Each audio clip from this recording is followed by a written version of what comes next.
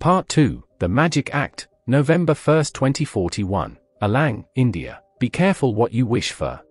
Almost 2 months after fleeing Doha, OZ's breadcrumbs led me to a safe house made of shipping containers in India, filled with no-pats armed to the teeth. Amongst them were a former intelligence officer, former doctor, nightclub bouncer, car mechanic. They all tried to hide that side of themselves, the former, but if you looked hard enough, you could find it in every tall tale and wry smile.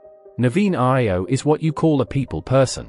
A specialist Naveen Rao, a notorious Indian hacker and ex-Marcos officer, explained it to me. Armed task forces cropped up in the 30s when moving cargo between the non-patrioted around the globe became a lethal occupation.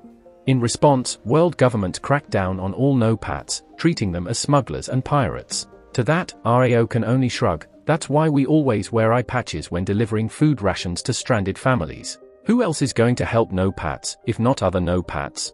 Was Rao spin the whole truth?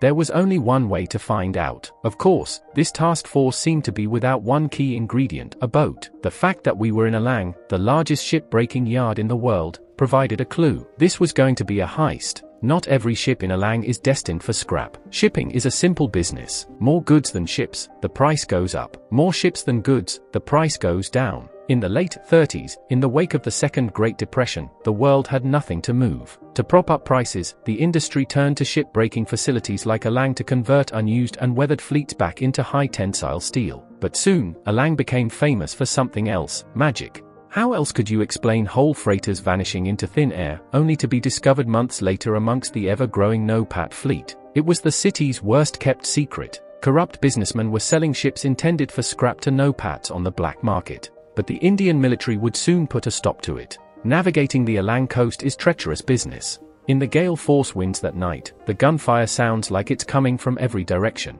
As the Indian army pursues us, Rao brushes off a glancing wound and takes the helm, piloting us around the black iron corpses of ships that block our escape route. It's a feat that would have been spectacular on a clear day, but with 25-foot swells and the boat rocking like a sailor on shore leave, it's sheer skill that shakes our pursuers in the graveyard of tankers. By 1:32 a.m. Greenwich Mean Time, the magic act is complete and we vanish across the 21st parallel.